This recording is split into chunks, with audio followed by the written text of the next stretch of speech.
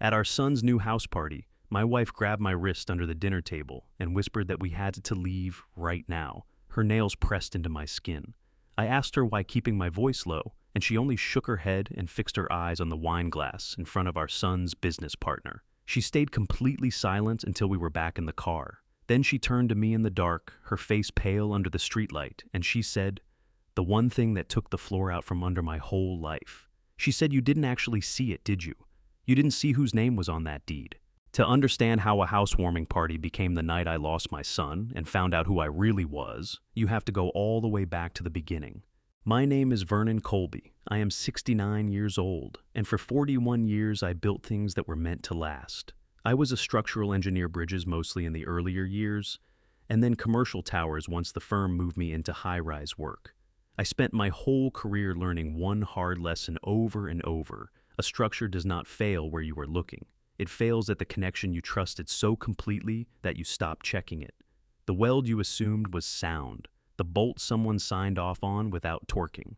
The load path everyone believed carried straight to the ground when it actually dead-ended in thin air. I gave 4 decades to the principle that trust unverified is the most dangerous material in any building. I should have remembered that at my own dinner table. My wife is Irene. We have been married for 44 years. She taught 3rd grade for most of them, and she has a way of watching a room that I used to find charming, and now understand is a kind of radar. Irene notices the child who is about to cry before the child knows it. She notices the guest who is lying before the lie is fully out of his mouth. I built my career reading steel. She built hers reading people. For most of our marriage, those 2 skills never needed to work at the same time. We had one son, Nolan. I want to be careful about how I describe Nolan because it would be easy sitting here now to paint him as a monster from the first breath. He was not. He was a bright, quick, restless boy who wanted things faster than patience allowed. He was the kid who took apart the kitchen radio to see how it worked and then left the parts on the counter for me to find. Charming, genuinely charming. People wanted to give Nolan things, and for a long time, I thought that was because they saw what I saw. Later, I understood it was because Nolan had learned very young exactly how to make a person feel like the most important human in the room for as long as he needed something from them. He went into commercial real estate development. It suited him: big projects, big personalities, big money, moving in ways that were mostly invisible until the ribbon got cut. Irene and I were proud. We told ourselves the restlessness had found a home. Nolan married a woman named Cecily 11 years ago. I will try to be fair to Cecily too, though it is harder. She came from money, or from the appearance of money, which in her family were treated as the same thing. Her father, Clifford Varnum, ran a private investment fund that everyone in their social circle spoke about in hushed, reverent tones, and that no one I would eventually learn could actually explain.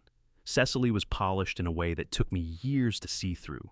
Every kindness she offered had a small hook set in it. Every compliment doubled as a measurement. When she looked at our modest house, at Irene's hand-me-down crystal, at my 22-year-old truck in the driveway, she smiled and said how wonderfully authentic it all was. I took it as warmth for far too long. For the first several years, none of this mattered because none of it touched us. Nolan and Cecily lived their glittering life an hour away in Chicago. We saw them at holidays.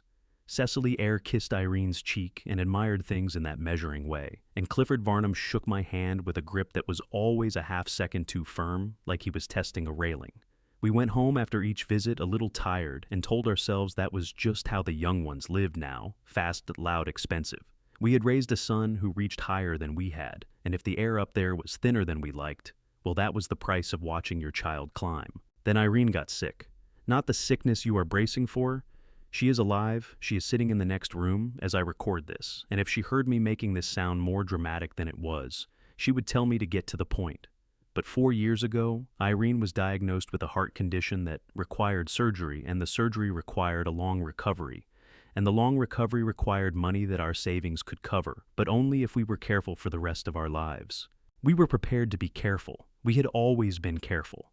That is how 2 people, a teacher and an engineer, end up owning their house outright and carrying no debt at 69. Careful was our native language. What we were not prepared for was Nolan's offer. He came to Northwestern Medicine Central DuPage Hospital, Winfield, Illinois, the day after Irene's surgery. He sat beside her bed and held her hand and cried real tears. And I remember thinking that whatever complaints I had about the life my son had chosen, at least the boy still loved his mother. Then, in the hallway afterward, he put his arm around my shoulders and told me he wanted to help. He said he hated watching us pinch pennies at our age. He said he had a way to make our money work harder, so that Mom would never have to worry about a medical bill again.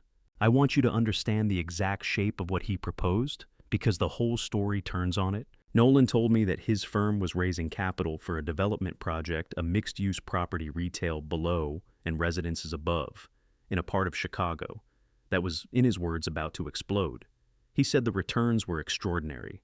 He said the fund his father-in-law ran was the lead investor, and that Clifford only brought family and close friends into deals like this. He said that for us, for Mom and Dad, he could get us in at the ground floor. All we had to do was move a portion of our savings into the fund. He would handle everything. We wouldn't have to understand a word of it. That was, he said, the whole point of having a son in the business. Irene from the hospital bed said no. I need to be honest about this because it is the part I have replayed 10,000 times. Irene said no, and I said yes. She did not trust it. She could not have told you why not with any evidence, but her radar was pinging and she wanted nothing to do with Clifford Varnum's fund. And the man who spent 41 years preaching that you never trust a connection you haven't personally inspected, overruled my wife because the connection in question was my own son and I could not bring myself to inspect him. We put in $240,000. It was not all our money. I want to be clear about that because people hear a number like that and assume we handed over everything. We did not. We kept the house free and clear, kept an emergency reserve, kept enough to live. But $240,000 was the great majority of our liquid savings, the number that was supposed to be Irene's safety net. And I moved it into a fund I did not understand, on the word of a son I loved more than I checked. For the first 2 years, it looked like the best decision I had ever made. The statements came quarterly on the heavy paper, with Clifford Varnum's fund logo embossed at the top. The numbers climbed not wildly, not in a way that screamed fraud to a man who wanted to believe, just steadily, reassuringly upward. 8%, 9%. A touch over 10 in a good quarter. Nolan would call after each statement and walk us through it in his warm, patient voice, and I would hang up feeling like a fool for ever having doubted and like a slightly better father for having trusted my boy. Irene read every statement in silence and said nothing, but she kept them. She kept every single one in a folder in the bottom drawer of her desk, and at the time, I thought she was just being organized. I did not understand that my wife had been quietly building a case file for 2 years out of an instinct she could not name. The party was for Nolan and Cecily's new house and estate in Lake Forest, Illinois, that I can only describe as obscene. Not to me specifically, to anyone. It sat on 3 acres in the most expensive suburb in the state. 7 bedrooms, a wine cellar, a pool that curved around the back of the house like a moat. Nolan called it the payoff. He said the development had done so well that he and Cecily had finally bought the home they deserved, and he wanted to throw a housewarming party. And of course Mom and Dad had to be there because none of it would have been possible without the family who believed in him. That last part, in hindsight, was the only completely true thing he said all night. The party was the kind of event where you understand immediately that you are the poorest people in the room. Valet parking cones set up along the circular drive, a jazz trio by the pool, servers in black vests carrying trays of things I could not name. Cecily floated through it in a dress that cost more than my first car air kissing and measuring. And Clifford Varnum held court by the wine cellar, telling a circle of admirers about markets and moments and opportunities in that voice that promised everything and specified nothing. Irene and I stood near the edge of it all, holding glasses of wine we weren't drinking, and I felt Nolan's whole life close over my head like water. I remember thinking with a father's simple pride that my restless boy had finally built something that would last. Then Irene went looking for the bathroom. She took a wrong turn, and she found the study. I did not see what she saw. I only know what she told me in the car and what we confirmed together in the weeks after. But Irene, wandering down a hallway lined with framed renderings of the very development we had invested in, stopped in front of an open door. Inside was a study, and on the wall of that study, framed like a trophy, was the property deed to Nolan and Cecily's new house. And my wife, who reads people the way I read load paths, looked at that deed and understood in one instant what 2 years of embossed statements had been built to hide. The house was not paid for out of the development's profits. The house was collateralized against the development itself, and the development, according to the fine print, Irene could see even from the doorway, was not owned by Clifford Varnum's fund at all. It was owned by a holding company, and the holding company's registered agent listed right there on the framed document, because Nolan was arrogant enough to hang it on his wall, was a name Irene recognized from our own quarterly statements. A name that was supposed to be the fund managing our money. It was the same entity. The fund that held our $240,000 and the company that owned Nolan's development were the same, which meant our safety net had not been invested alongside Clifford Varnum. It had been fed directly into the thing that built the house we were standing in. Irene came back to the table white as paper. She grabbed my wrist. She said we had to go. And in the car, when I asked her why, she asked me whether I had actually seen it, the deed, the name. I said I hadn't seen anything. She said, "Vernon, our money bought this house. Not the returns, the money itself. It's gone. It was gone the day we sent it. Everything since has been paper." I want to tell you that I believed her instantly. I did not. I am ashamed of that, but this is an honest account, so I will tell you the truth. My first reaction sitting in the dark outside my son's mansion was to defend him. I told Irene she was tired, that she had misread a legal document she'd glimpsed from a doorway, that Nolan would never. She let me finish. Then she reached into her purse, took out her phone, and showed me the photograph she had taken of the framed deed before she walked away. 44 years of marriage, and I had still underestimated the woman I slept next to every night. The photograph was clear, and I am an engineer. I read documents for a living. It took me under a minute sitting in that car to understand that my wife was right about all of it. That I had made the single worst decision of my life the day I overruled her from a hallway at Northwestern Medicine Central, DuPage Hospital, Winfield, Illinois. That was the night the old man went quiet. I did not rage. I did not call Nolan. I did not storm back into that party and overturn a table, which is what a younger man might have done and what part of me screamed to do. I sat in the dark and felt something old and cold settle over me. Something I had not felt in decades, since the years when I fought contractors who wanted to cut corners on structures that would hold human lives. There is an old thing about lions that I have always known. A lion does not chase the whole herd. A lion goes still. It watches. It lets the herd forget it is there. And then it moves once at exactly the right moment, and the moving is over almost before it begins. I had spent my whole life being the reliable one, the careful one, the one who trusted his son. I decided in that car to become something else, for exactly as long as it took. I decided to let them believe I had seen nothing at all. The next morning I called Nolan and told him what a wonderful party it had been. I want you to sit with how that felt. I stood in my kitchen, the kitchen where I had taught that boy to make pancakes on Sunday mornings 40 years ago, and I told my son that Irene and I had gone home glowing. I told him the house was magnificent. I told him we were so proud we could hardly speak. Every word was a small betrayal of the truth, and I laid them down carefully one after another, the way I used to lay down the sequence of a controlled demolition. You do not bring a structure down by hitting it hardest, where it is strongest. You place small charges at the exact points where the whole thing is holding itself up, and then you let gravity do the rest. Nolan laughed warm and pleased. He said he was glad. He said we should come back soon. He said there might even be another opportunity coming, a second phase of the development, and he'd love to get Mom and Dad in on it before it filled up. I said that sounded wonderful. I said I would have to look at what we had available, and I heard it in that half-second pause before he answered. I heard the thing I had been listening for, a small, hungry stillness.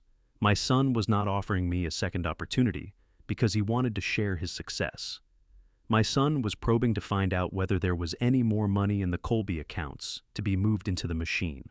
He was checking the strength of a connection to see how much more load it would bear before it failed. I told him I would think about it. Then I hung up, sat down at the kitchen table, and began to plan the most important project of my life. The first thing I did was become old. I do not mean I became frail. I mean I made a decision to let everyone who was watching me see exactly what they expected to see. A confused, grieving, aging father, rattled by his wife's illness, out of his depth in a financial world he had never understood, grateful to his brilliant son for handling things he could not follow. It was not a large performance that was the genius of it, if I can call it that, without sounding proud. I did not have to invent a character. I only had to lean into the version of me that Nolan and Cecily and Clifford Varnum already believed in. When Nolan called, I fumbled with the terms. I asked him to explain what a holding company was twice in the same conversation, and I heard the small satisfaction in his voice as he explained it to his simple old father. When Cecily asked in her measuring way whether Irene's medical bills were putting a strain on us, I let my voice go thin and worried and said we were managing that Nolan's investment had been such a blessing, I didn't know what we would have done without it. I watched her file that away. I watched her decide that the Colbys were tapped out and harmless, a closed account, nothing left to extract. Being underestimated, I discovered, is a kind of armor. Once they were certain I was weak, they stopped guarding themselves against me.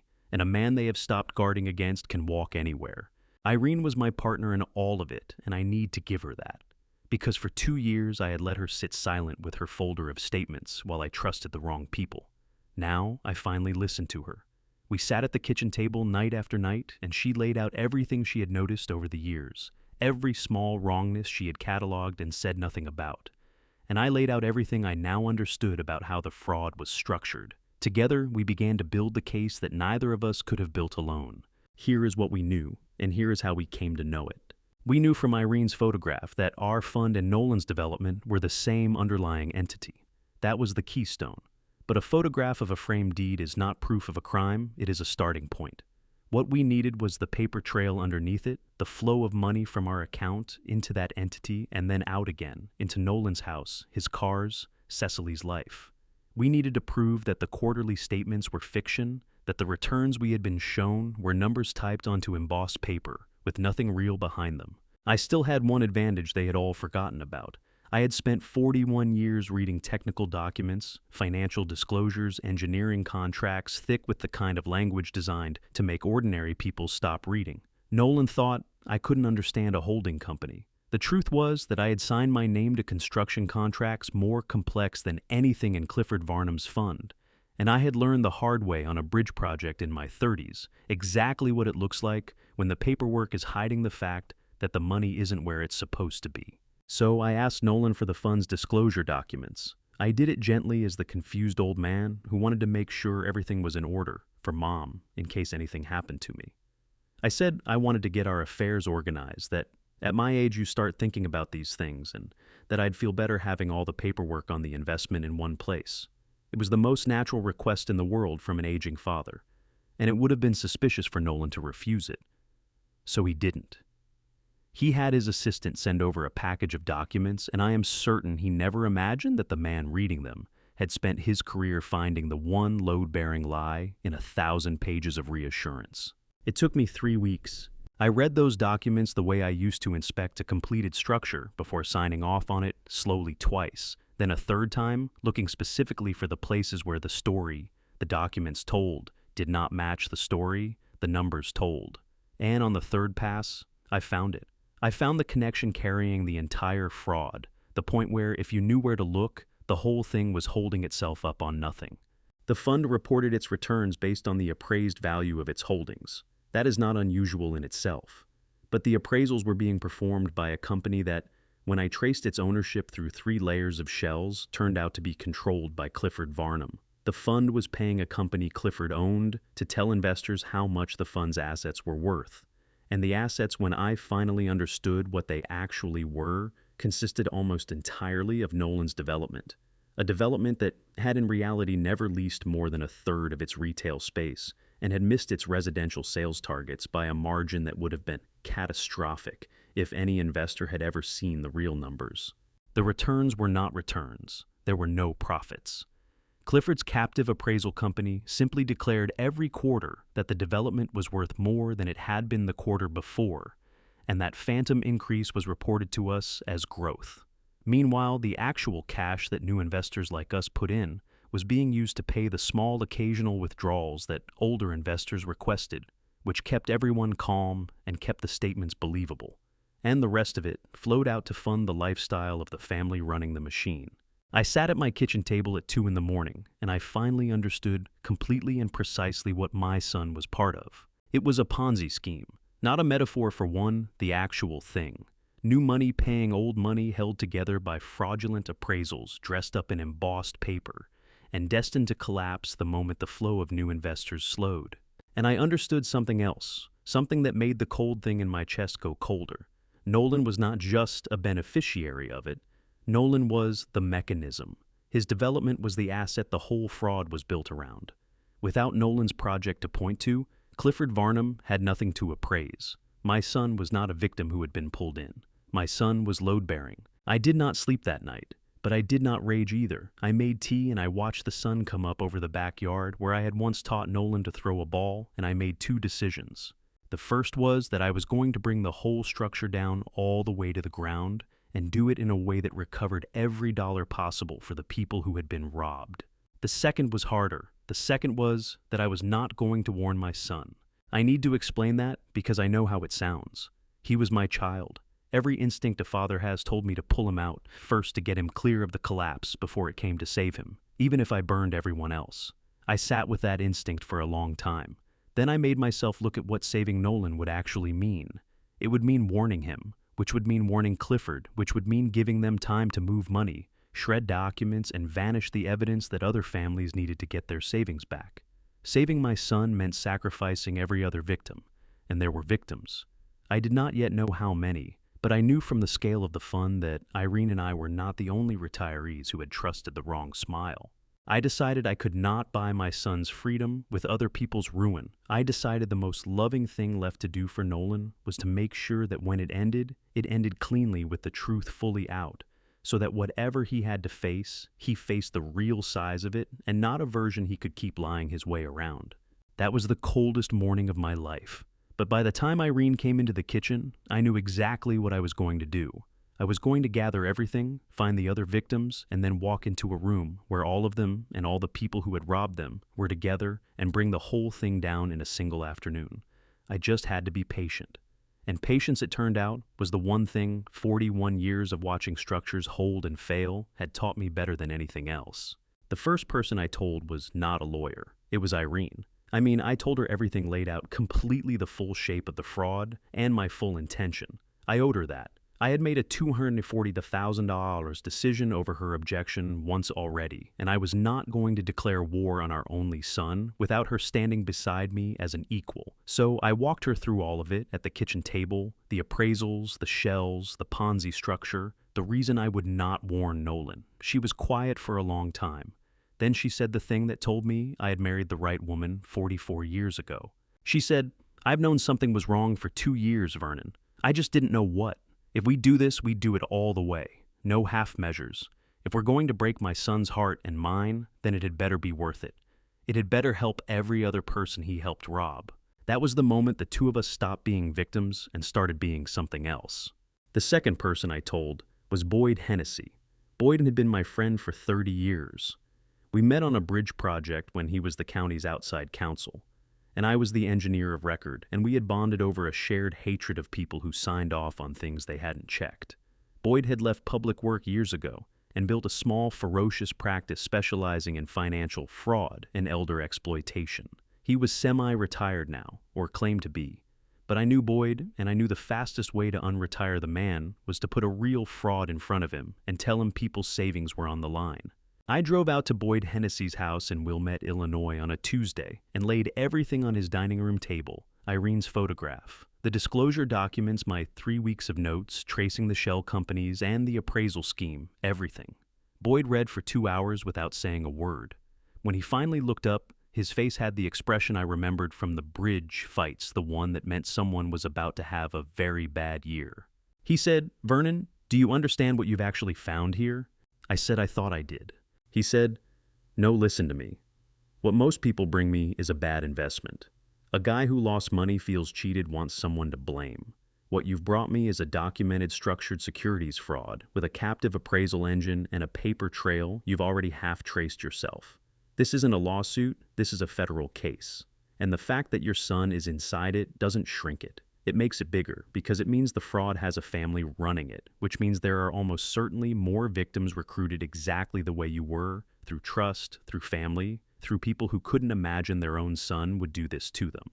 Then Boyd said the sentence that organized the next 4 months of my life.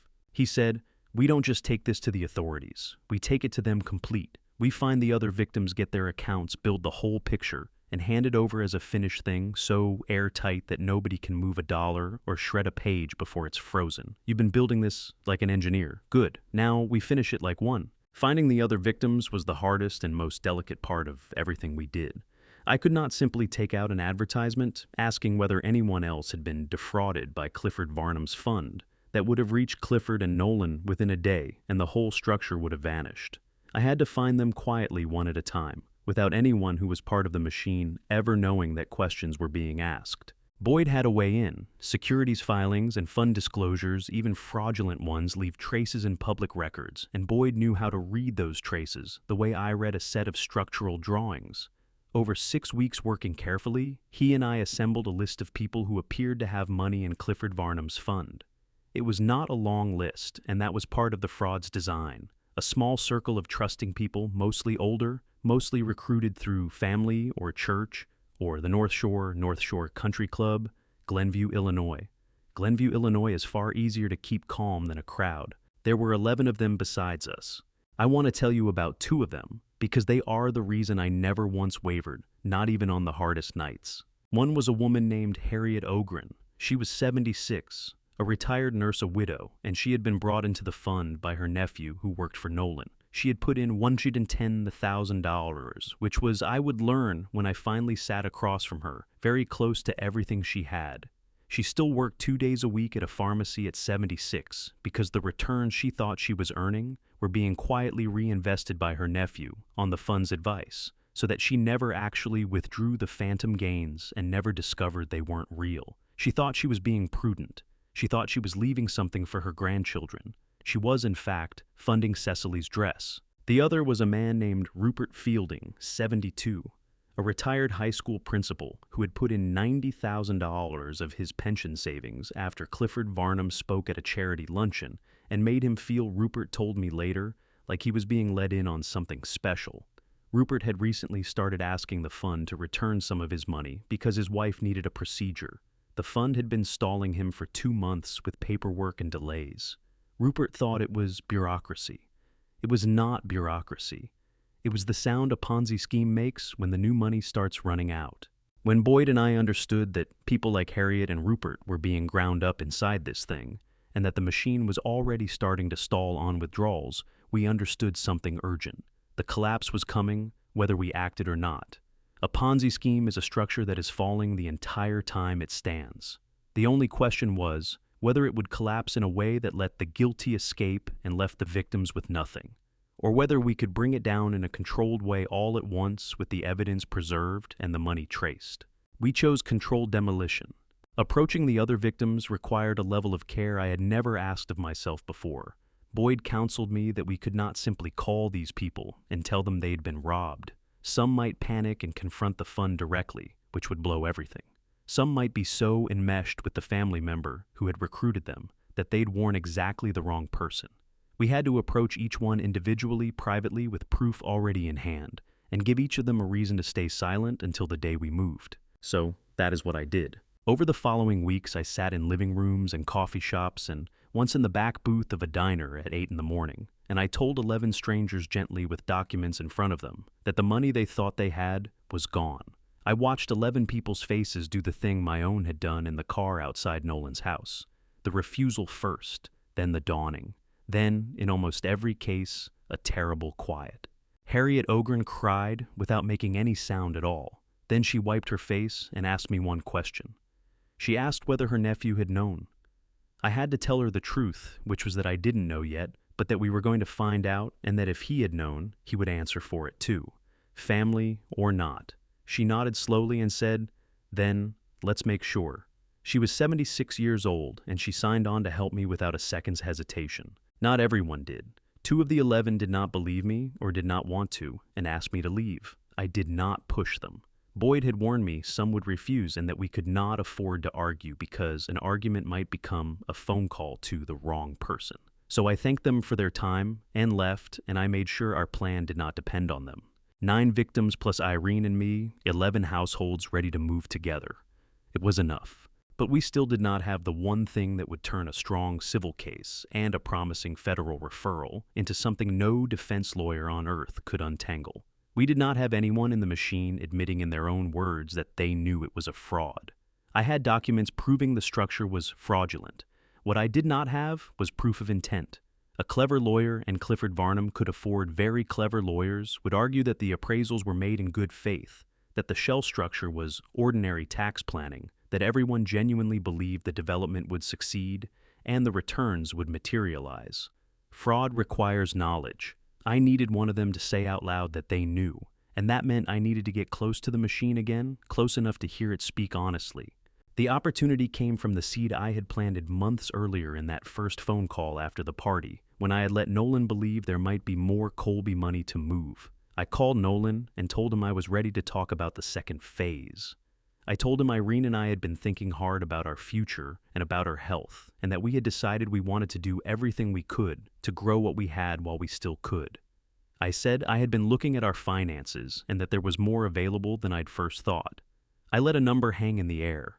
I said we might be able to put in another 150,000, maybe more, if the opportunity was as good as he'd said.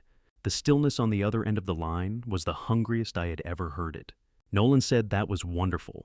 He said it was exactly the right instinct. He said the second phase was filling fast, but that of course he would make room for Mom and Dad, and that Clifford himself would want to be involved in bringing family into a deal this size. He said we should all sit down together. He said, "Why don't you and Mom come to the house, and I'll have Clifford and Cecily there, and we'll walk you through everything over dinner."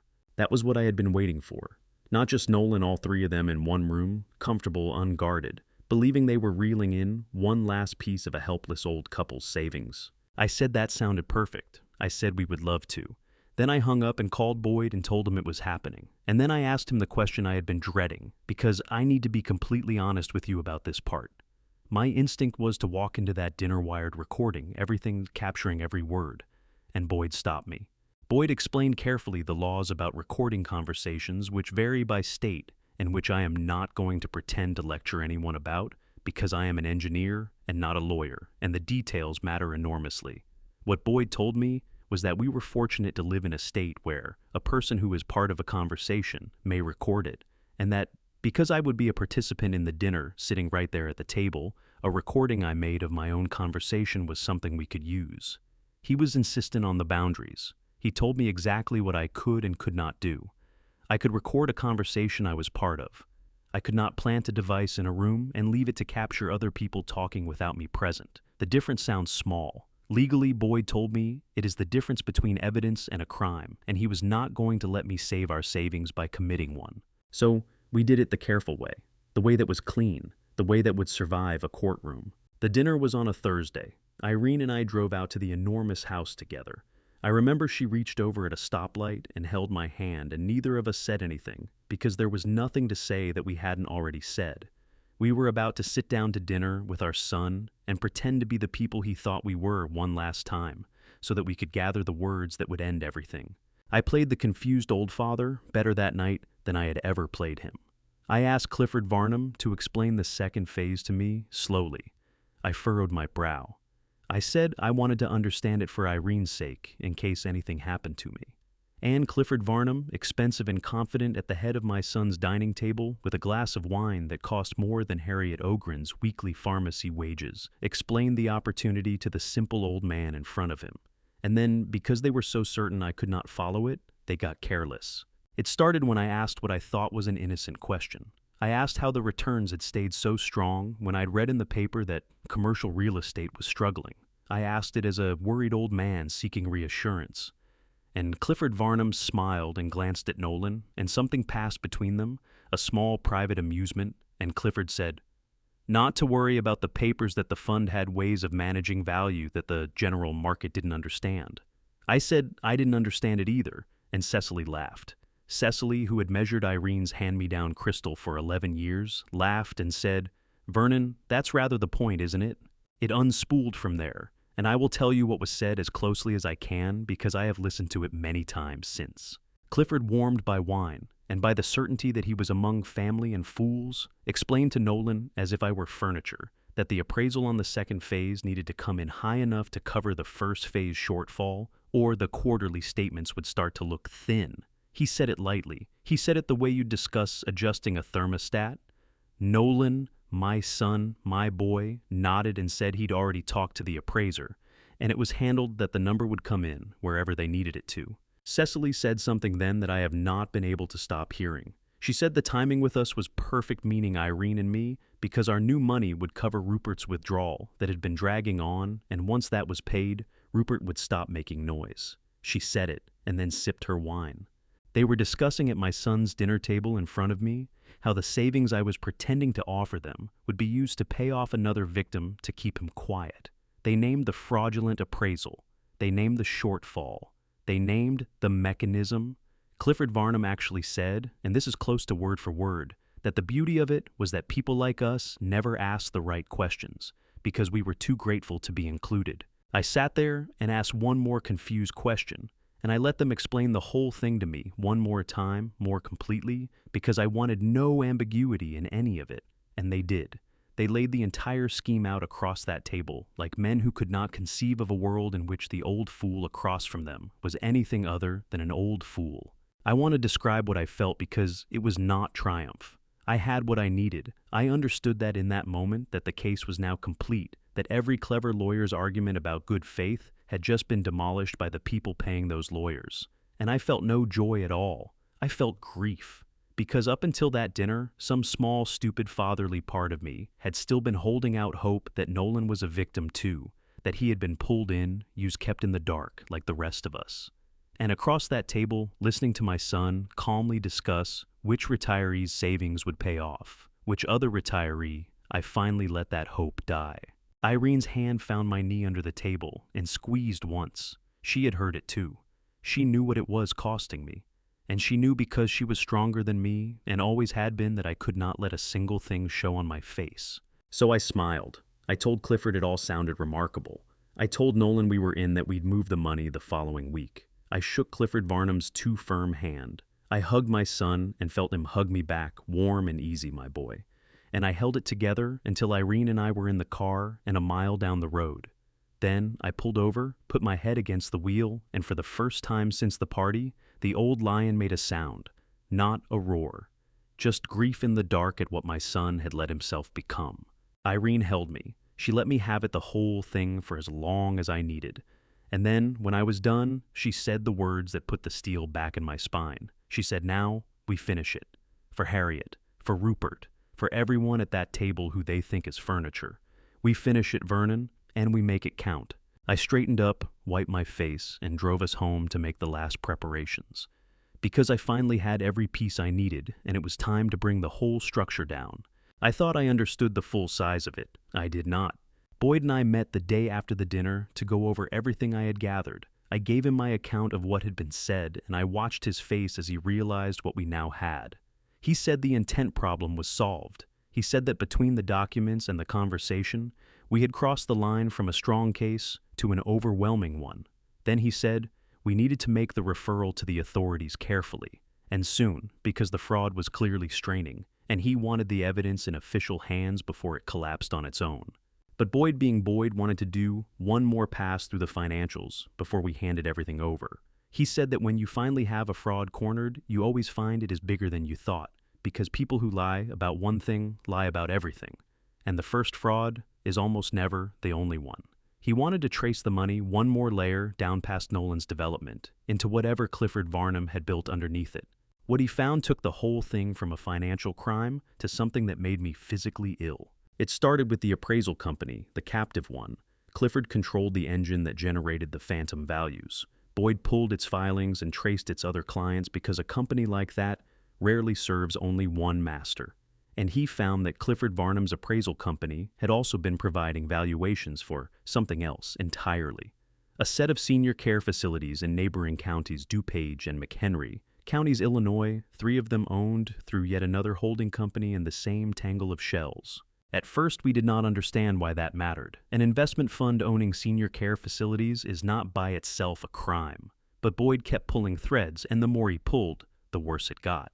The senior care facilities in neighboring counties were being used as collateral. Clifford had borrowed heavily against them, tens of millions, using his own inflated appraisals to justify loans far larger than the facilities were actually worth.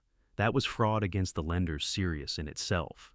But it was what the borrowed money had been used for and what was happening inside those facilities as a result that turned my stomach. The money borrowed against the senior facilities had been funneled through the shells into propping up the Ponzi scheme. The facilities themselves, meanwhile, were being starved to keep the debt payments current on loans that were far too large. Clifford's operation had been systematically cutting costs inside those three facilities where actual elderly people actually lived. Staff reductions deferred maintenance, cheaper food, fewer nurses on the night shift than the law required. Boyd found records of complaints, citations, a regulatory file that was thick with warnings, all of it buried because the people running the facilities answered to a holding company that answered to Clifford, and Clifford needed every dollar he could squeeze out of those buildings to feed the machine. I need to be careful here, because this is the part where the story stops being only about money. There were people in those facilities, old people, people Irene's and my age, and older people whose children had entrusted them to what they believed was safe professional care. And the safety of that care had been quietly hollowed out, one budget cut at a time, so that a private investment fund could keep a fraudulent scheme alive long enough for the people running it to build mansions and buy dresses. Boyd found in the regulatory file references to incidence falls that happened because there wasn't enough night staff, a medication error, a resident who wandered out of an understaffed memory unit. I am not going to detail those incidents because the families of those people deserve their privacy and their grief is not mine to display. But I read enough to understand that Clifford Varnum's fraud had not just stolen money. It had reached into the lives of vulnerable elderly strangers and made them less safe so that the numbers could keep working. And Nolan was inside that structure, my son. I did not know, and I have never been fully able to determine how much Nolan understood about the senior care facilities specifically. It is possible he knew only about the development and the fund and never looked closely at the rest of Clifford's tangle. I have wanted to believe that a father wants to believe his son would not knowingly starve a nursing home to pay for a pool. But I had learned at that dinner table exactly how much my son was willing to not know when knowing would have been inconvenient, and I could no longer give him the benefit of a doubt I had already watched him exploit. When Boyd finished tracing it all, he sat back and was quiet for a long time. Then he said something I have thought about often since. He said, "Vernon, you came to me to get your savings back. I want you to understand this isn't about your savings anymore. This is about people who can't fight for themselves at all in 3 buildings you've never seen who are being hurt right now to keep this thing standing. Whatever you were willing to do to get your $240,000 back, you need to be willing to do more, because there are people in this who have far more at stake than money, and they don't have an engineer for a father."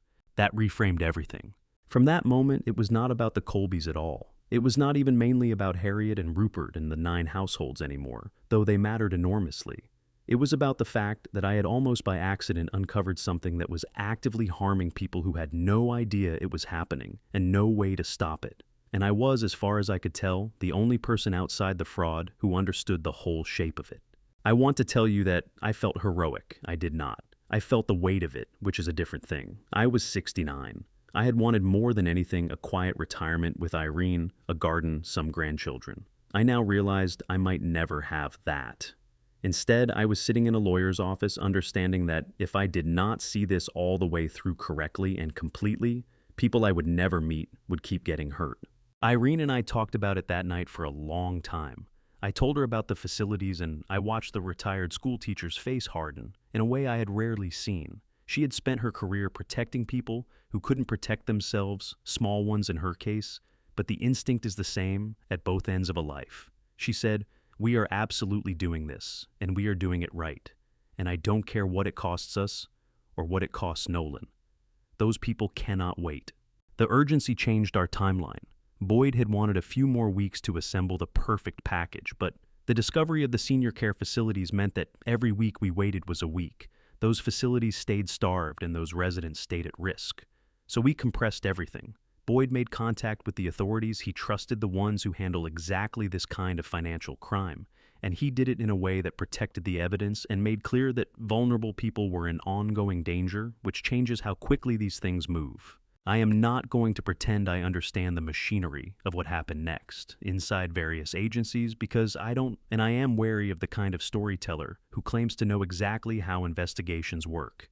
What I can tell you is what I experienced. I experienced a period of a few weeks where Boyd and I met with serious people in quiet offices and handed over everything we had, box by box, and answered questions and were told very little in return. I learned that When you bring the authorities a case that is already this complete and that involves ongoing harm to vulnerable people, they can move faster than the stories usually suggest. I also learned that I had to keep playing my part right up until the end. Because here is the thing about a controlled demolition, you cannot let the structure know it is being wired. All through those final weeks while Boyd and I worked with the authorities, I had to keep being the confused old father to Nolan.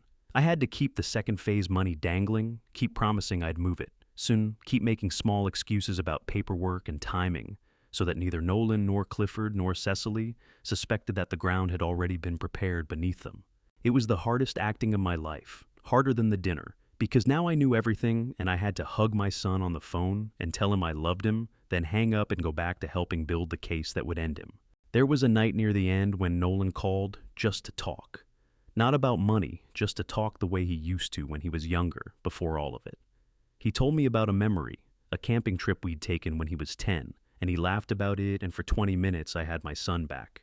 The real one. The boy who took apart the kitchen radio.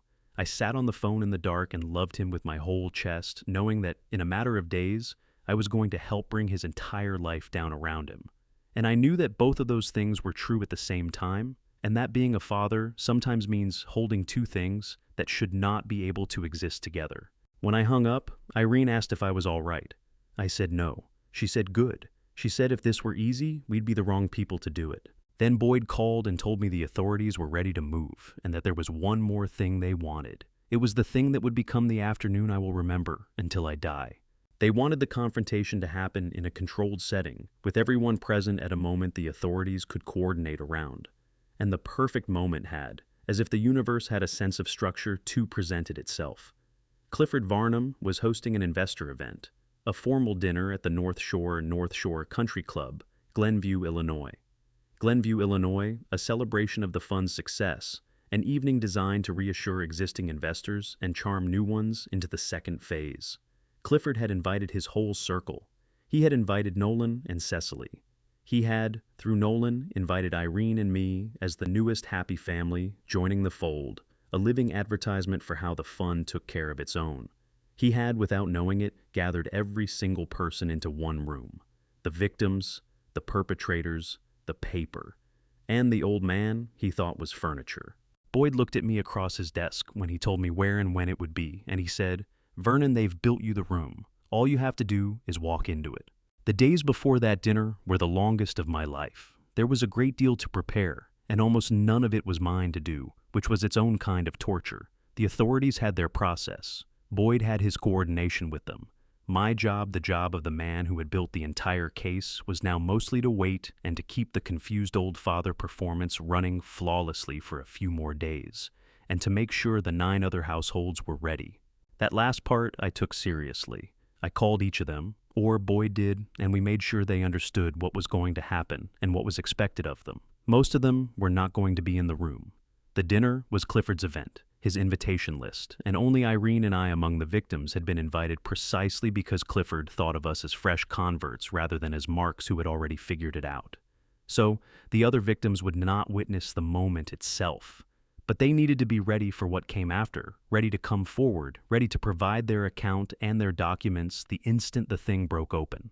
Harriet Ogren asked me whether it was really going to happen. She had been let down her whole life by promises, I think, and she wanted to know whether this old man who had appeared in her living room was actually going to do what he said.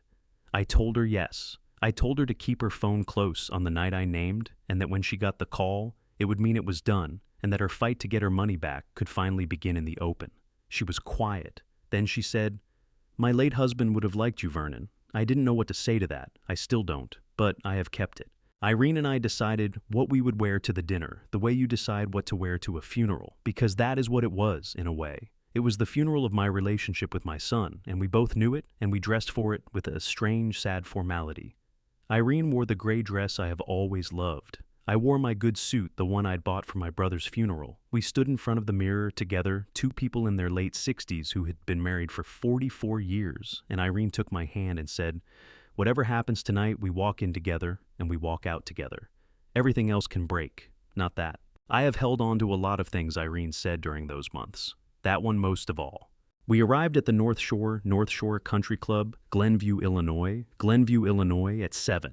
It was exactly the kind of event you would imagine: a private dining room, round tables with heavy linen, a bar in the corner, the fund's logo projected discreetly onto one wall. Perhaps 40 people, most of them Clifford's age or older, the men in blazers and the women in careful jewelry, all of them radiating the comfortable certainty of people who believe their money is safe.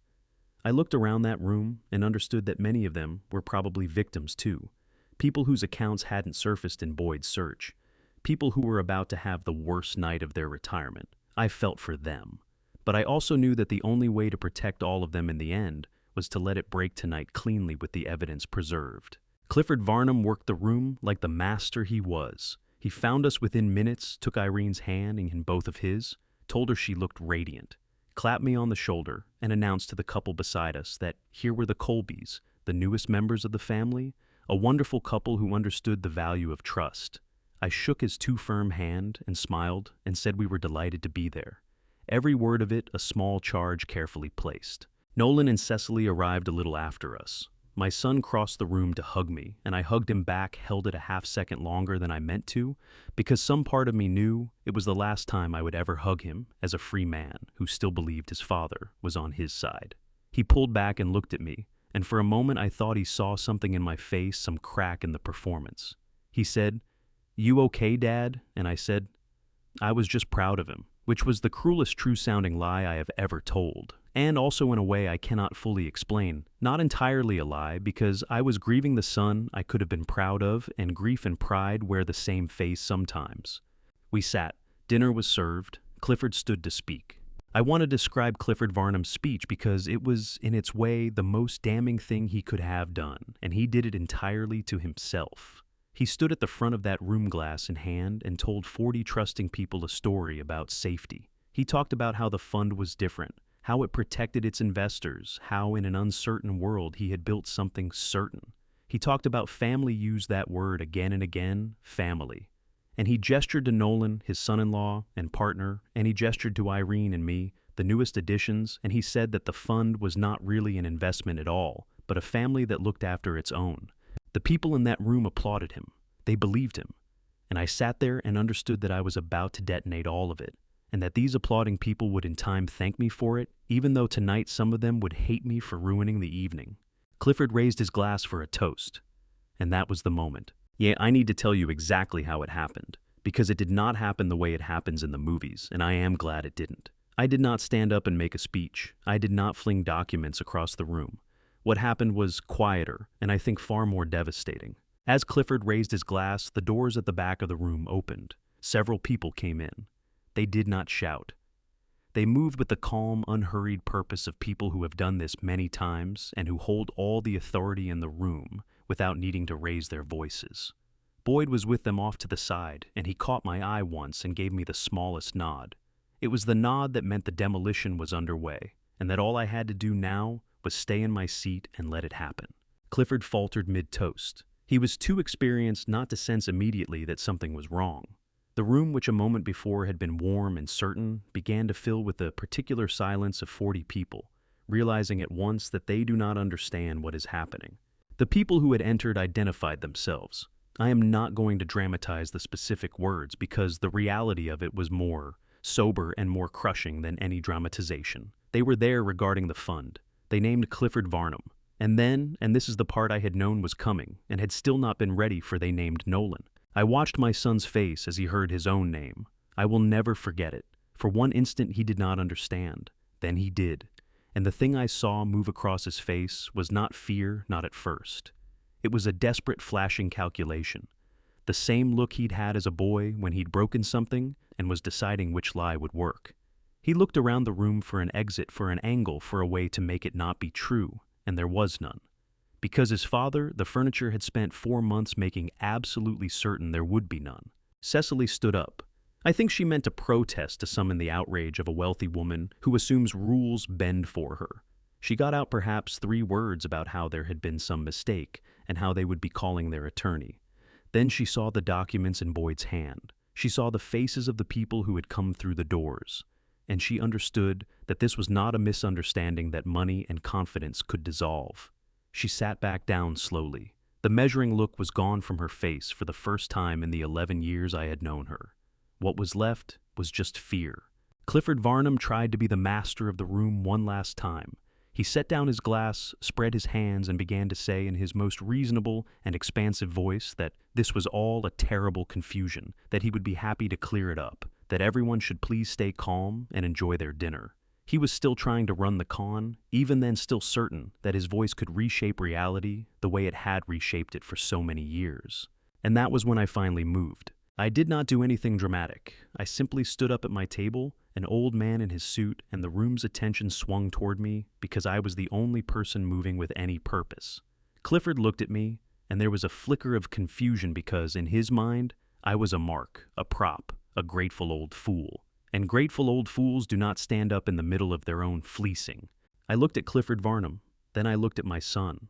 I said only a few things. I had thought for a long time about what I would say, and in the end, I said very little because the document said everything that needed saying, and I did not want to give any of them the gift of a speech to react to. I said that I had seen the deed on Nolan's wall. I said I had understood that night that our money had built that house.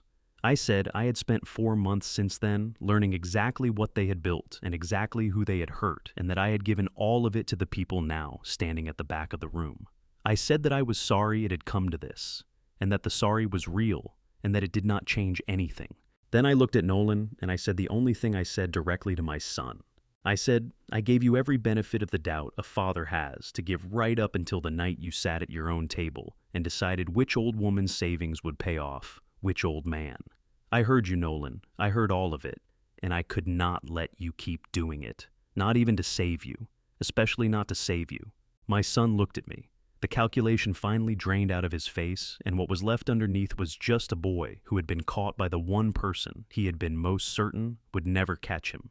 He did not say anything. There was nothing to say. He had explained his entire scheme months ago to a father he was sure was too simple to understand it. And now that father was standing in front of him, having understood all of it, Irene stood up beside me and took my hand. Together the two of us watched it end. I am not going to narrate the mechanics of what followed in that room, the specific procedures, because I did not fully understand them and because they are not the point. The point is that it was over. The structure I had spent 4 months quietly wiring came down in the space of a few minutes, cleanly, completely, with the evidence preserved and the guilty present and unable to run. Clifford Varnum did not talk his way out. Cecily did not summon a lawyer fast enough to matter. And my son, my restless, brilliant boy, was led out of the North Shore Country Club, Glenview, Illinois dining room in front of the very people he had spent his life trying to impress. Irene and I walked out together, exactly as she had said we would, into the parking lot, into the cool night air. Two people in their good clothes who had just watched their only son's life collapse because they had refused to let other people be destroyed to protect him.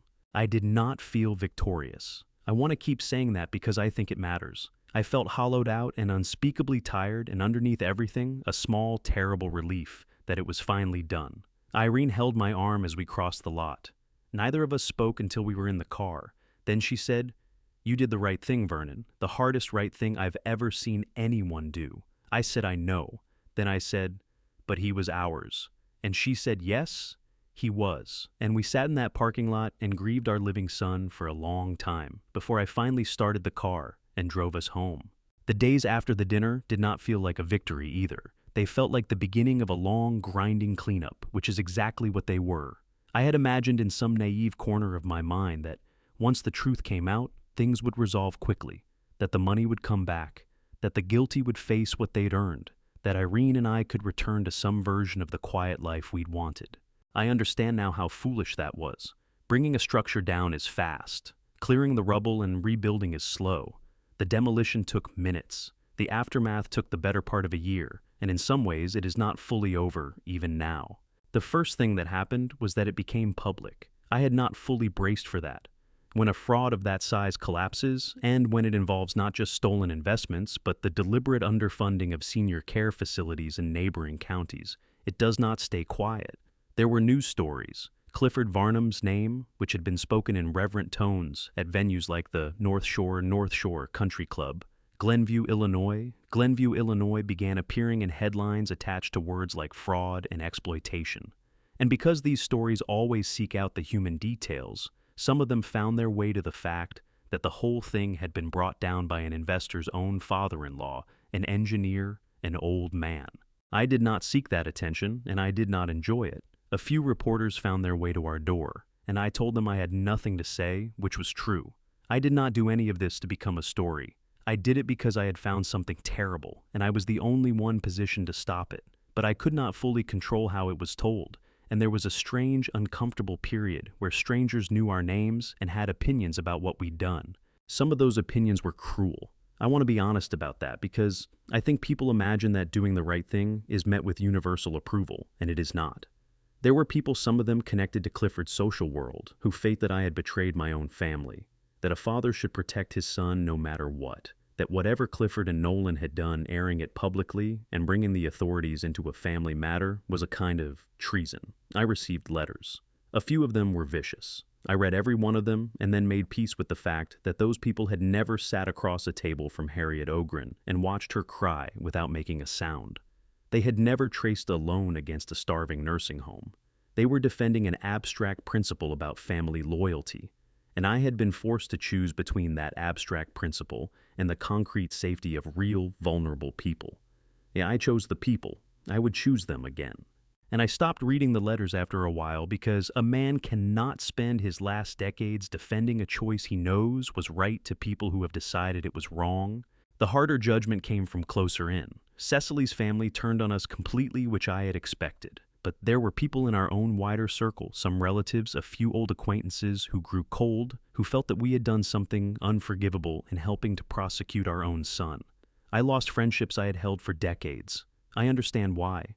It is a genuinely hard thing, and I do not pretend that reasonable people cannot disagree about where a parent's loyalty should end. But I had heard my son at that table. Those who condemned me had not. And I found that I could not explain the weight of what I'd heard to someone who had not been there, and after a while, I stopped trying. Irene bore the social cost even harder than I did in some ways, because women in our world are judged differently for these things. There was an ugly undercurrent of blame directed at her, as if a good enough mother would have found a way to protect her son, and a good enough wife would have stopped her husband. She carried it with a dignity that made me love her more than I already did, which I would not have thought possible. She said to me once quietly that she had spent 30 years protecting other people's children in her classroom, and she was not going to be lectured about motherhood by people who would have let a nursing home be starved to protect their own comfort. She did not raise her voice when she said it. She never does. But I understood in that moment exactly where our son had failed to inherit the thing that mattered most. The investigation itself unfolded over months, and I was a witness to it in the way a witness is called on when needed and told very little the rest of the time. I gave my account more than once in formal settings under the guidance of people whose job it was to build the case into something that would hold. I handed over again and officially everything I had gathered. My 4 months of notes turned out to be genuinely useful, not because the authorities couldn't have found it themselves, but because I had already traced the shell structure and mapped the flow of money, and that saved time. In a case involving ongoing harm to vulnerable people, time mattered. I learned things during that period that deepened the horror of what we'd uncovered. The senior care facilities in neighboring counties were worse than the initial file had suggested. Once investigators had the authority to look properly, they found that the understaffing had been more severe and more deliberate than even Boyd had realized. There were residents who had been genuinely harmed, not in ways I am going to detail, but in ways that made me grateful beyond words that we had compressed our timeline and moved when we did. Every week earlier that we broke it open was a week those facilities got the attention and the resources they had been denied. I have thought many times since about what would have happened if Irene had not taken a wrong turn looking for a bathroom, if she had found the actual powder room and never seen that deed. The whole thing would have kept running, and those people would have kept being hurt, and no one would have known. It is a strange and humbling thing to realize that the safety of strangers turned on a wrong turn in a hallway. The financial recovery was its own long process, and I want to be careful and honest about it because I know that people hearing a story like this want to hear that everyone got everything back. The truth is more complicated than that. When a Ponzi scheme collapses, the money is mostly gone. That is the nature of it. It has been spent on lifestyle and on paying earlier victims and on servicing debt. What can be recovered is whatever assets remain, and those assets are then gathered through a long legal process and eventually distributed among the victims. Nolan and Cecily's estate in Lake Forest was one such asset. The cars, various accounts that had not yet been drained. Clifford Varnum's owned considerable holdings to the extent they could be seized and were not themselves encumbered by the fraudulent loans. It took most of a year, but a recovery process was established. Assets were marshaled, and eventually the victims began to receive distributions. Irene and I got a significant portion of our $240,000 back. Not all of it. I want to say that plainly because I think the honest number matters more than a fairy tale. We recovered a little more than 60% of what we had put in. The rest was gone, spent on a house and a life built to impress the very people it was stealing from. But here is the thing that mattered far more to me than our own recovery. Harriet Ogren got a meaningful portion of her $110,000 back. Rupert Fielding got enough back, and quickly enough once the process began, that his wife was able to have her procedure. The 9 households that had trusted me, that had signed on to help even when it terrified them, were made substantially whole. Not perfectly, never perfectly, but enough that people who had been facing genuine ruin were pulled back from the edge. And the senior care facilities in neighboring counties were taken out of Clifford Varnum's control entirely and placed with operators whose only job was to actually care for the people living there. That more than any dollar figure was the thing I held on to. 3 buildings full of vulnerable elderly people were made safe again because a wrong turn in a hallway had set an old engineer to work. I visited one of those facilities once after it had been stabilized. I did not announce who I was. I just wanted to see it. I sat in the lobby for an hour and watched staff who were no longer stretched too thin actually attend to the people in their care. I watched an old man in a wheelchair being helped into the sun by a nurse who had time to be gentle. And I thought about how close that man had come to being a line item in Clifford Varnum's collapse. And I had to go out to my car for a while before I could drive home. Irene asked me when I got back if seeing it had helped. I said it had. I said it was the first time since the party that I felt like the whole thing had been worth what it cost us. She understood. She always does. I owe you the specific consequences because I think when someone tells you a story like this, you deserve to know exactly what happened to each person, and not just a vague assurance that justice was done. Clifford Varnum faced the most. He was the architect. The fund was his, the appraisal company was his, the loans against the senior care facilities were his, and the whole structure had been built to enrich him above everyone else. The financial fraud alone was enormous, but it was the harm to the senior care facilities that made his case something far graver than a white-collar matter. When it was all finally resolved, Clifford Varnum was sentenced to 19 years. I remember the number precisely because I sat in the room when it was read. I watched a man who had spent his life certain that rules bent for him understand that this rule would not. He was 63 years old. 19 years at 63 is very likely the rest of a life. He did not look expansive anymore. He looked like what he had always actually been underneath the voice and the confidence, a thief who had finally run out of room. Cecily faced less than her father, but more than she ever believed she would. She had positioned herself throughout as merely the wife, the beneficiary, the woman who spent the money without asking where it came from. But her comment at that dinner table, the one about Rupert's withdrawal, the one I heard with my own ears, established that she knew. She knew the money was being moved to silence a victim. She was not a passive spouse. She was a participant, and the evidence proved it. She was sentenced to 6 years.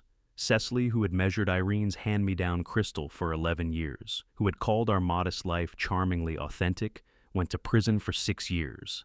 The last time I saw her face in that courtroom, the measuring look was gone from it forever. And then there was Nolan. I have been dreading this part even now, even after all this time, because there is no version of my son's consequence that I can tell you about with anything other than grief. Nolan was load-bearing in the fraud. His development was the asset the whole thing was built around. He had recruited investors, including his own parents. He had coordinated the fraudulent appraisals. He had sat at his own dinner table and discussed in his own words how to use his parents' savings to silence another victim. The evidence against him was overwhelming in no small part, because so much of it came from a father who had refused to look away. His lawyers, and he had good ones for a while, until the money to pay them ran out, argued that he had been under Clifford's influence, that he was less culpable than his father-in-law, that he had gotten swept into something larger than himself. There was probably some truth in that. Nolan had not designed the machine Clifford had, but Nolan had run it willingly and profited from it enormously. and the notion that a grown man in his 40s was merely a helpless instrument of his father-in-law did not survive contact with the evidence of how actively he had participated. My son was sentenced to 11 years. I was in the room for that too. I had been in the room for all of it, every proceeding I was permitted to attend, because I had decided early on that if I was going to do this to my son, I was not going to do it from a distance. I was not going to bring his life down and then look away from the consequences. If he had to face it, I would face it with him, even if he did not want me there, and he did not want me there. He would not look at me through any of it, not once. When they read the 11 years, I watched my boy's shoulders fold inward, and I felt something in my own chest tear that has not fully healed, and I do not expect ever will. 11 years. He would be in his 50s when he came out. Cecily would be gone from his life, by then their marriage a casualty of the collapse like everything else.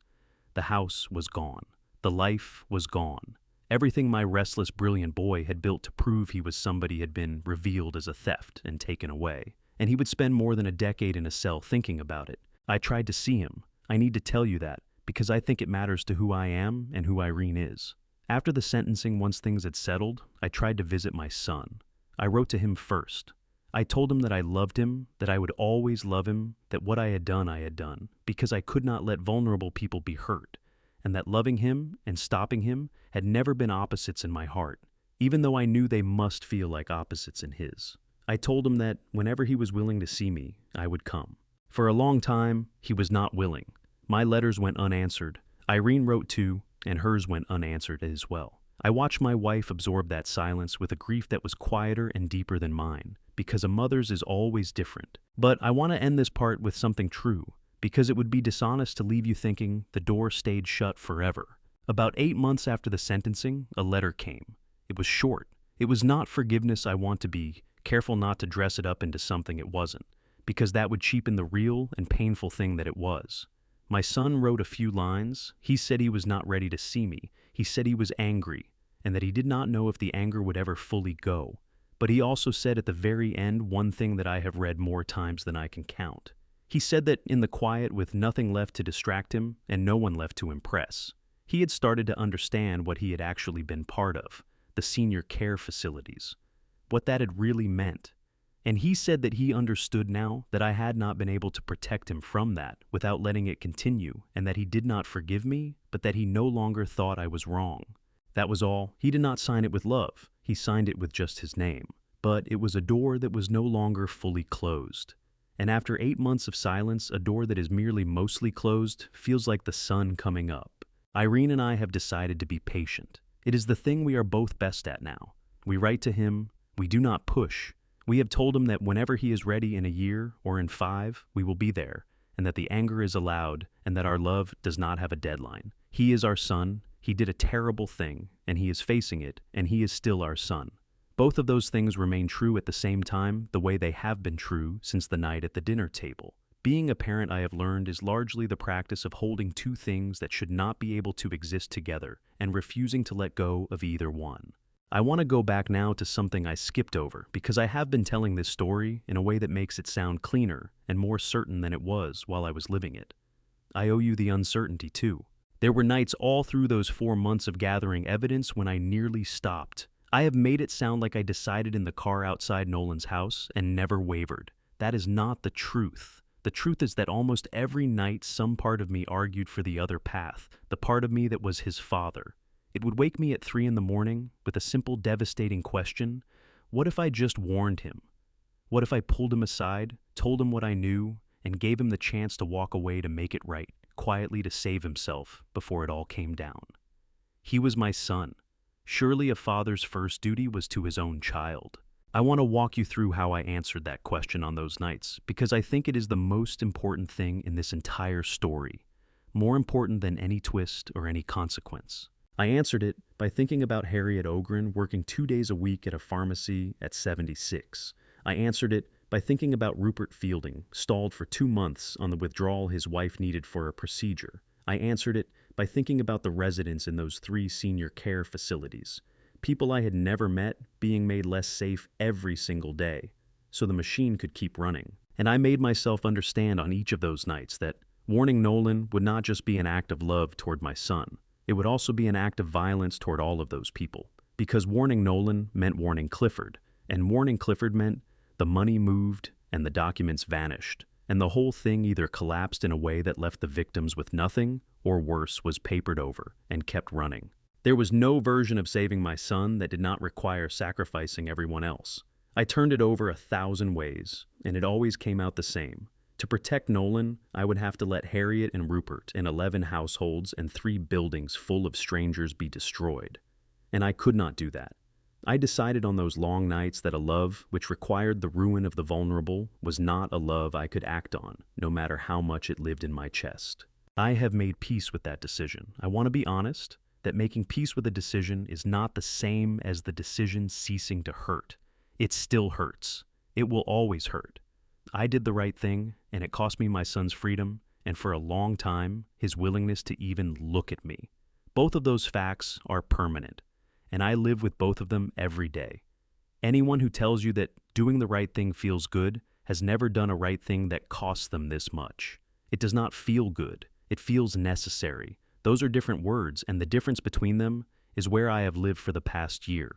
Irene and I have talked about this more than we have talked about anything else in our 44 years. She carries her own version of the question. Hers is a mother's, and it is worse than mine in some ways, because a mother's guilt attaches itself to things no mother could have controlled. She has asked herself whether she failed Nolan somewhere decades ago in some small way that set him on the path to that dinner table. Whether she was too soft or too hard, too absent or too present. I have watched my wife interrogate her entire history as a mother looking for the flaw that made our son into a man who could starve a nursing home. And I have held her while she did it. And I have told her the truth, which is that Nolan's choices were Nolan's. We raised him in a home with no fraud in it. We taught him by example over decades what it looks like to earn things honestly, and to keep your word, and to care about people who cannot do anything for you. He saw all of that every day for 18 years, and he chose something else. Not because we failed to show him the right path, but because at some point he decided the right path was too slow, and the shortcut was too tempting, and the people he could hurt on the way were too abstract to matter. That was not our failure. It was his choice. A person can be raised well and still choose badly. If that were not true, then no parent would ever be safe, because no parent can control the moment their grown child decides who they are going to be. Irene is coming to believe that slowly. Some days she believes it. Some days the 3 a.m. question wins. I hold her on the days it wins the way she held me in the car outside the North Shore Country Club, Glenview, Illinois. And we take turns being the strong one, which is what 44 years of marriage turns out to be. Not 2 people who are strong at the same time. 2 people who are never weak at the same time. Our life is smaller now, and in some ways better, and I did not expect to be able to say that. We lost a great deal money. Yes, though we recovered enough to be secure, but also friendships and standing, and the simple pleasure of being an ordinary family with an ordinary successful son. There is a hole in our holidays now that will never be filled. There is an empty place at our table. There are grandchildren. We will very likely never have a whole imagined future that evaporated in a private dining room at the North Shore Country Club, Glenview, Illinois. I grieve that future. I did not just lose my son to a prison sentence. I lost the version of the rest of my life in which he was in it freely and happily, and that version is not coming back even when he is eventually released, because too much has broken to ever be exactly repaired. But we gain things too, and I want to name them, because a story that is only about loss is not a true story. We gained 9 households of people who are now something like family to us. Harriet Ogren comes to dinner once a month. She and Irene have become genuinely close, 2 women in their 70s who found each other through the worst thing that ever happened to either of them and built something warm on the other side of it. Rupert Fielding and his wife, whose procedure went well, send us a card every holiday. The people I sat with in living rooms and coffee shops and the back booth of a diner at 8 a.m, telling them the worst news of their retirements, became the community that carried Irene and me through the aftermath. We had lost old friends who could not accept what we'd done. We gained new ones who were alive and secure and whole because of what we'd done. It was not an even trade, but it was not nothing. And on the good days, it feels like more than nothing. And I gained something harder to name. I gained the knowledge of what I am actually made of, which is a thing most people go their whole lives without ever being forced to learn. For 69 years, I had believed certain things about myself, that I was honest, that I was careful, that I would do the right thing if it were ever truly required of me. But belief is cheap when it is never tested. Any man can believe he would run into a burning building. Very few are ever standing outside one that is actually on fire with someone they love, inside it being asked to choose. I was asked to choose, and I learned that the things I had believed about myself were true, but that being true had a price I had never imagined, and that I was willing to pay it. I would rather not have learned that lesson. I would give a great deal to have never been tested, but I was, and I passed, and there is a hard, quiet dignity in knowing that which I would not trade back even for the easier life I lost. There is a question I have been asked more than any other by the few people I have told this to in full, and it is worth answering directly. People ask how I did it, how a 69-year-old retired engineer with no background in finance or law or investigation managed to uncover and document a fraud that had fooled dozens of sophisticated people, including his own family, for years. The honest answer is that I did not do anything a good engineer does not do every single day of his career. Let me explain, because I think it is the part of this story that might actually be useful to someone, as opposed to merely dramatic. A structure and a fraud are more alike than most people realize. Both are systems designed to distribute a load. In a building, the load is weight, and the system distributes it down through beams and columns to the ground. In a fraud, the load is suspicion, and the system distributes it too, spreading it thin across 100 reassurances so that no single point ever bears enough doubt to fail.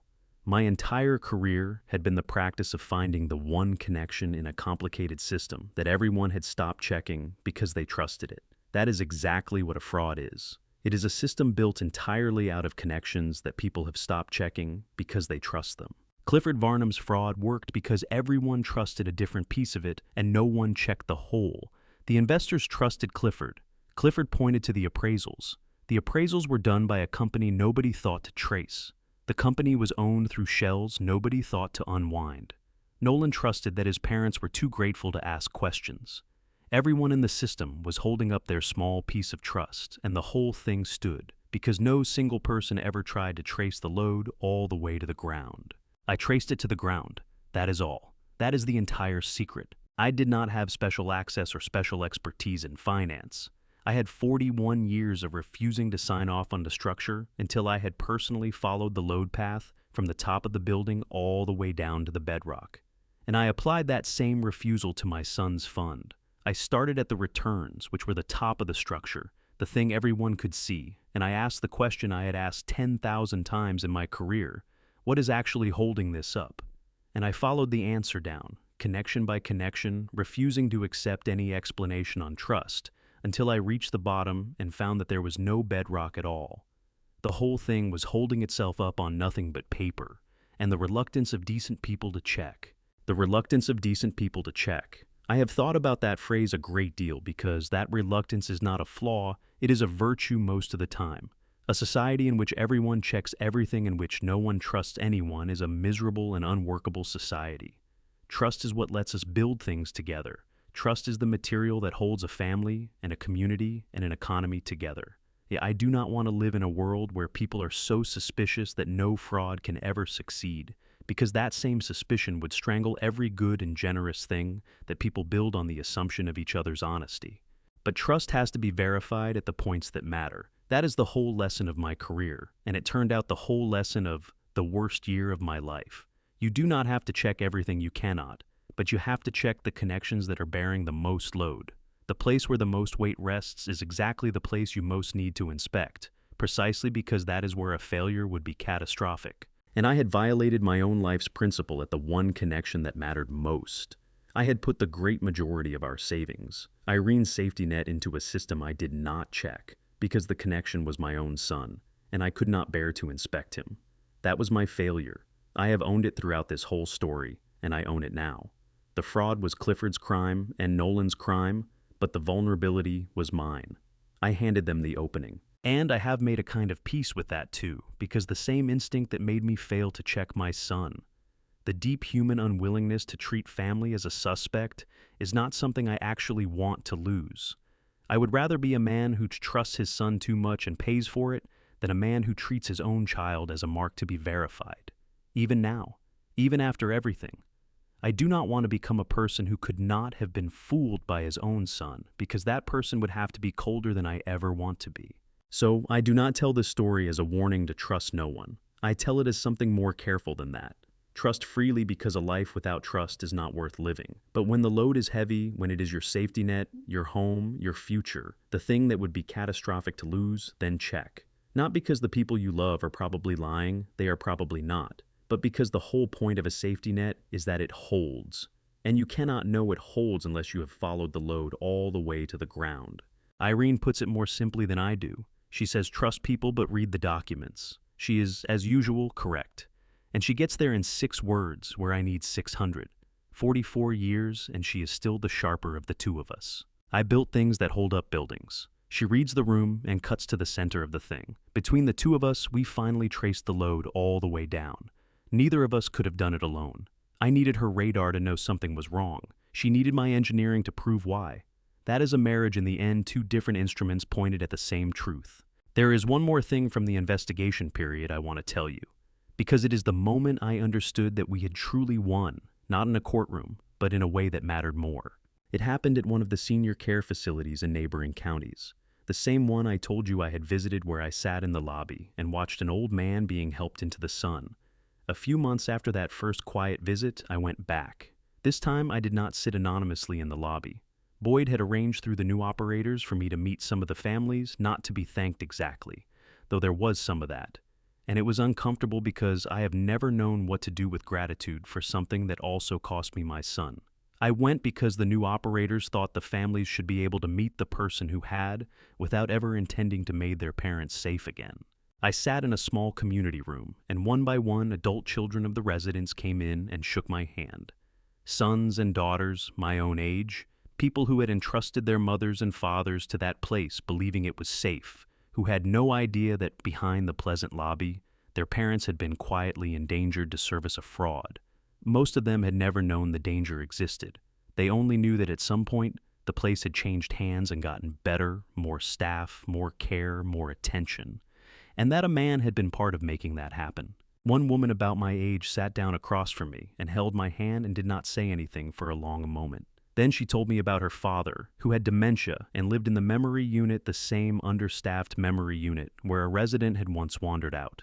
She told me that before the change, she had lain awake at night terrified because she could tell something was wrong, that her father was not being watched closely enough, but she had no proof and no power and nowhere to turn. And she told me that now, since the change, she slept. That was the word she used. She said, "I sleep now." She said it like it was the most enormous gift a person could receive. And I understood that for her it was. I drove home from that visit and had to stop the car twice because I could not see the road. Because that was the thing that woman would never know my son. She would never know the dinner table or the deed on the wall or the 4 months or the 11 years or the empty place at my table. She only knew that she slept now, and I understood sitting in my car on the side of the road that this was the actual answer to the 3 a.m. question that had haunted me for months.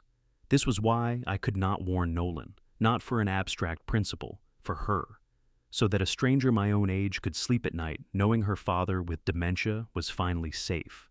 I would make the trade again. I want to say that as clearly as I can at the end of all this. I lost my son's freedom and for a long time his love, and I would make the same choice again. Because the alternative was that woman lying awake in terror and her father in danger and Harriet at the pharmacy and Rupert's wife without her procedure and 3 buildings full of the most vulnerable people there are being quietly sacrificed to a lie. I would make the trade again. It would break my heart again.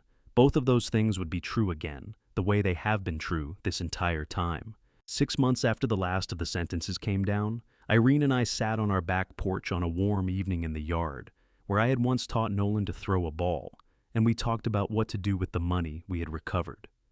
We did not need most of it, as it turned out. Our life had grown small, and our needs were few, and the 60-odd% we had gotten back, combined with what we had wisely kept out of the fund in the first place, was more than enough to see us through whatever years we had left. And so, we found ourselves strangely in a position we had never expected. We had recovered money that we did not need to spend on ourselves.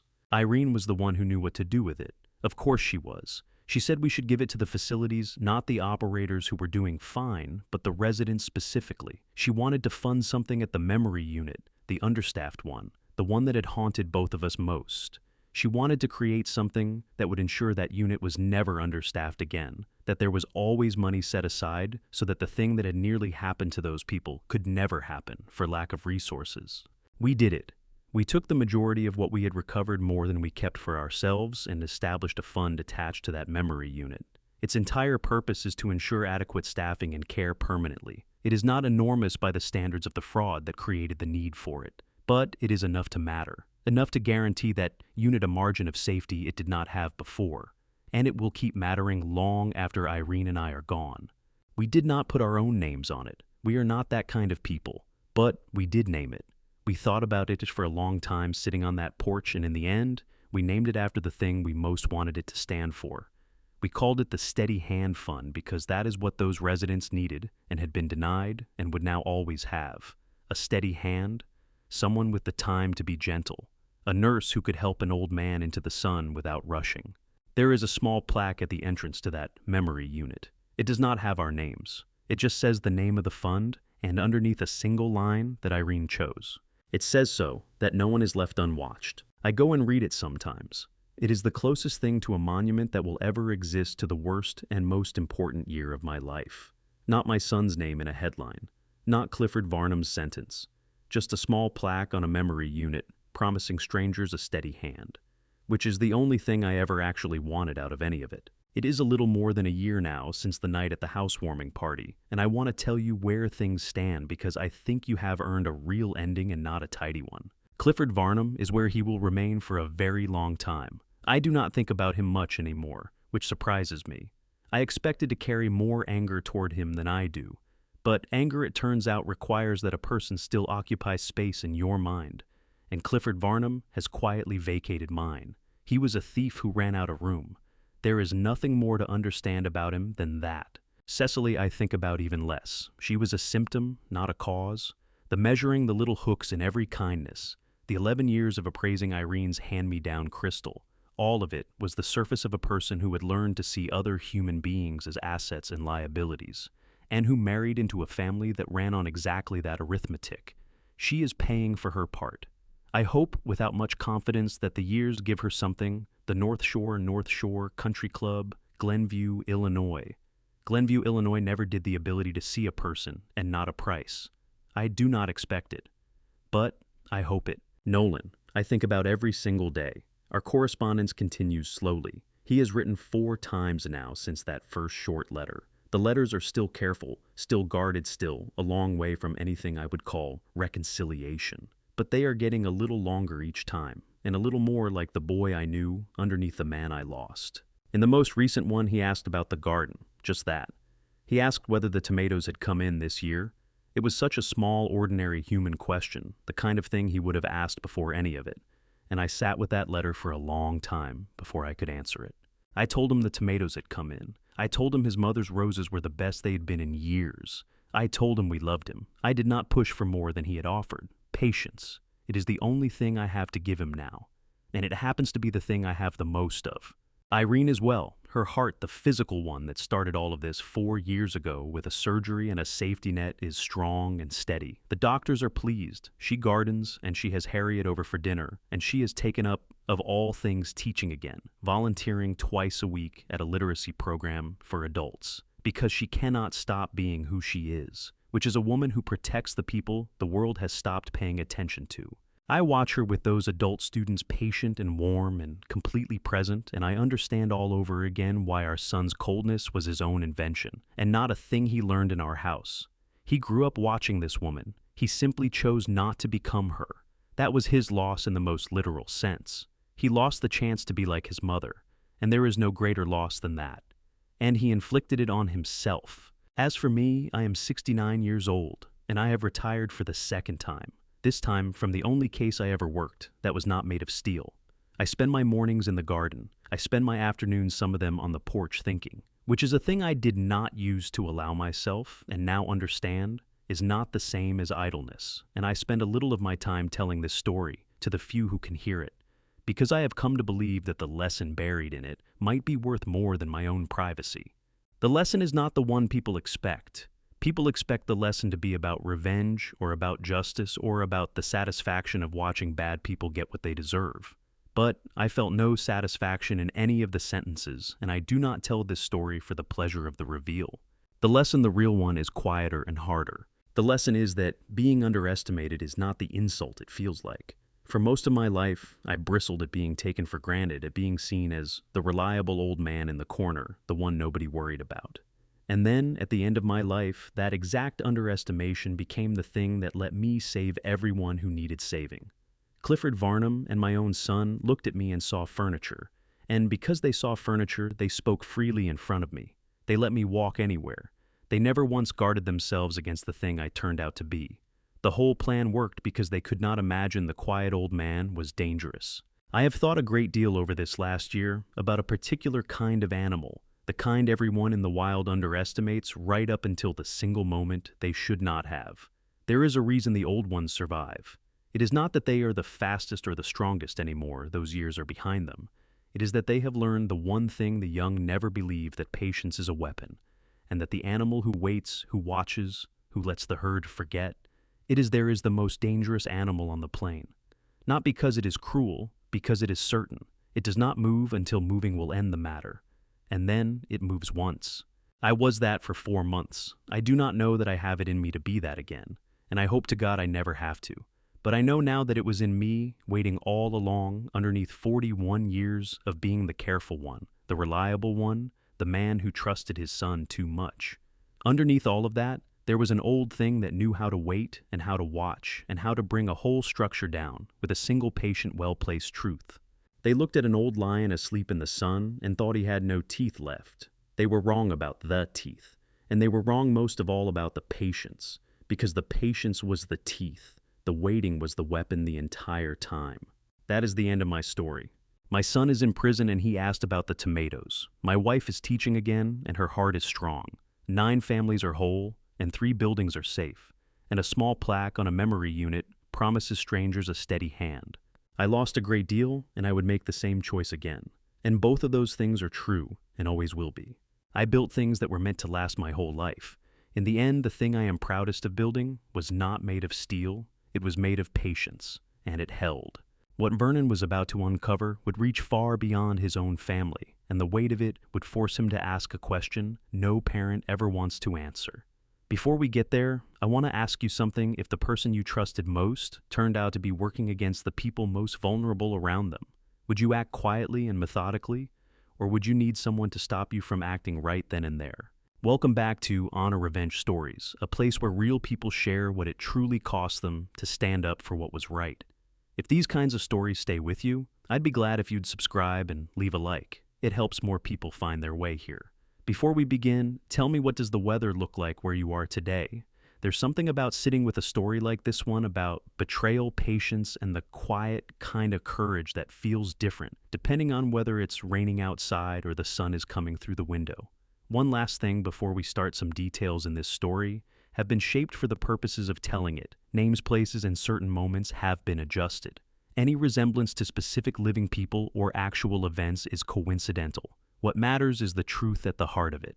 If you have stayed with me this far, then something in this story found you, and I am grateful for that. Vernon did not walk away from this feeling like a winner. He walked away as a man who had done what needed doing and paid a price most of us would never want to pay. He lost his son's freedom, he lost the future he had imagined, he sat in a parking lot and grieved a living child. I believe God does not always spare us from heartbreak, but I believe he puts the right kind of steadiness in people when the moment truly calls for it. Vernon had that steadiness. So did Irene, and together they made a choice that kept strangers safe in 3 buildings they would never be thanked for protecting.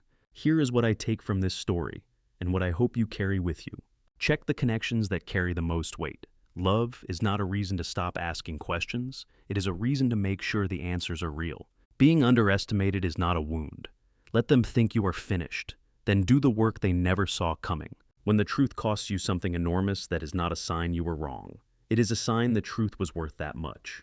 If someone you love is heading toward a cliff, the most honest thing you can do is not step aside. This is the kind of family revenge story that does not end with a celebration. It ends with a plaque on a wall and a letter signed without the word love, and somehow that is more powerful than any victory could be.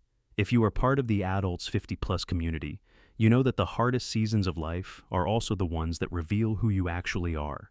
If this story moved you, please share it with someone who might need to hear it today. Leave a comment and tell me what stayed with you.